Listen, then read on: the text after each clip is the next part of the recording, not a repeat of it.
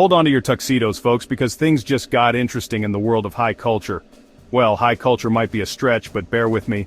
Donald J. Trump has set his sights on a new target, the John F. Kennedy Center for the Performing Arts. Yes, you heard that right. The Donald and the Kennedy Center are now locked in a battle. This isn't some reality show challenge, though it certainly has all the makings of one. This is real life, and it's playing out like a bad opera. Trump has decided to fire the entire board of the Kennedy Center. Why? Well, that's a question that has even the most seasoned political analysts scratching their heads. But, as with all things Trump, it seems to boil down to a potent cocktail of ego and grievance. The news, as you can imagine, sent shockwaves through the nation. Well, maybe not shockwaves, more like a collective groan of here we go again. It seems the man just can't help himself. Retirement? Golf? Spending time with his family? Nah, too boring. He'd rather spend his golden years waging war on drag queens? Yes, apparently that's a thing now. So, what exactly is the Donald's grand plan for the Kennedy Center? He wants to usher in a golden age in arts and culture. What does that even mean? Your guess is as good as mine. It likely involves gold leaf, statues of himself, and banning anything thought-provoking. He's also against drag performances, calling them inappropriate, because, nothing says family entertainment like drag. Trump's real goal is power, controlling the narrative and dictating acceptable art. He wants the Kennedy Center as a monument to his ego and platform for his rhetoric. The Kennedy Center, for those who don't spend their weekends brushing up on their Tchaikovsky, is kind of a big deal. It's a living monument to one of America's most beloved presidents, a place where art and culture are celebrated in all their messy, glorious diversity. It's hosted everyone from Yo-Yo Ma to Beyoncé, from the National Symphony Orchestra to Hamilton. It's a place where people from all walks of life can come together and experience the transformative power of the arts. So, naturally, Trump wants to burn it all down, or at least, that's what it feels like. His brazen power grab has thrown the future of the Kennedy Center into uncertainty. Will it become another casualty in his relentless assault on American institutions?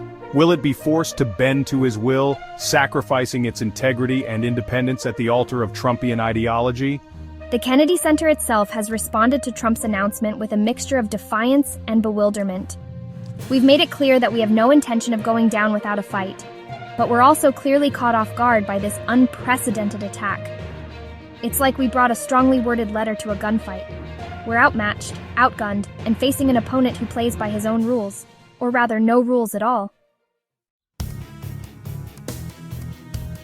The current board, meanwhile, is a veritable who's who of the arts and culture world.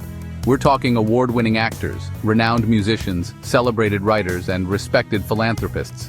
People who actually understand and appreciate the arts. People who have dedicated their lives to promoting and preserving cultural heritage. People who, in other words, are the polar opposite of everything Trump represents. So who are these brave souls willing to hitch their wagons to the Trump train? Well, the list is about as long and distinguished as you might expect. We've got a smattering of reality TV stars, a handful of failed politicians, a few conspiracy theorists, and of course, the MyPillow guy. Because what's a cultural institution without a healthy dose of right-wing propaganda? Trump's plan, as far as anyone can tell, is to replace the current board of trustees with his own hand-picked cronies. People who presumably share his vision for the Kennedy Center. People who won't question his judgment or challenge his authority. People who will do his bidding, no matter how absurd or destructive. As you can imagine, the public reaction to Trump's latest stunt has been mixed. Actually, that's putting it mildly. It's more like the entire country has been plunged into a state of collective hysteria. On the one hand, you have the usual suspects praising Trump for his bold leadership and commitment to restoring American values. The same people who think climate change is a hoax and vaccines cause autism.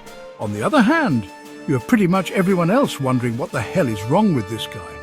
Artists, musicians, actors, writers, directors, producers, critics, audiences, and even the guy who sells hot dogs outside the Kennedy Center are all united in their condemnation of Trump's actions.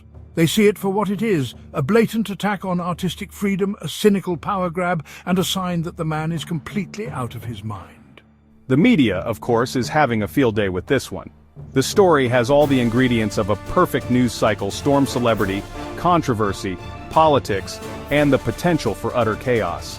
Headlines scream, pundits pontificate, and late-night comedians are working overtime. It's a feeding frenzy, and we're all just along for the ride. The big question now is, can he actually do this?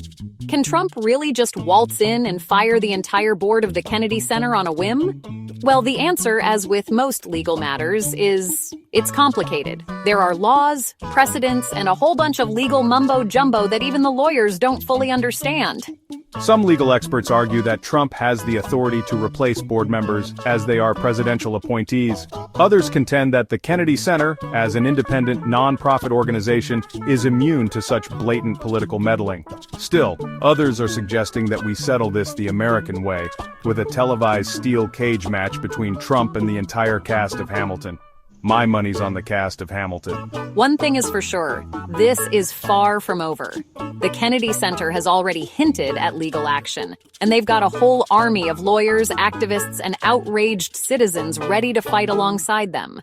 This is going to be a long, messy, and undoubtedly hilarious battle. And in the end, the only winners might be the lawyers and the late-night comedians. So what does the future hold for the Kennedy Center? Will it survive this latest assault on American culture? Will it continue to be a beacon of artistic freedom and creativity? Or will it become just another casualty in the Trumpian war on everything decent and good? Only time will tell. But one thing is certain, the arts are resilient. They've survived wars, revolutions, plagues, and even reality television. They'll find a way to endure, to adapt, to overcome. Because ultimately, art's about more than just entertainment. It's about expression, about connection, about challenging the status quo and imagining a better world. And those are things that no amount of political maneuvering or authoritarian posturing can ever truly extinguish. So buckle up, folks, it's going to be a bumpy ride. But hey, at least we'll have some great material for the history books. And if we're really lucky, maybe, just maybe, this whole ridiculous saga will finally convince everyone that electing a reality TV star as president wasn't such a hot idea after all.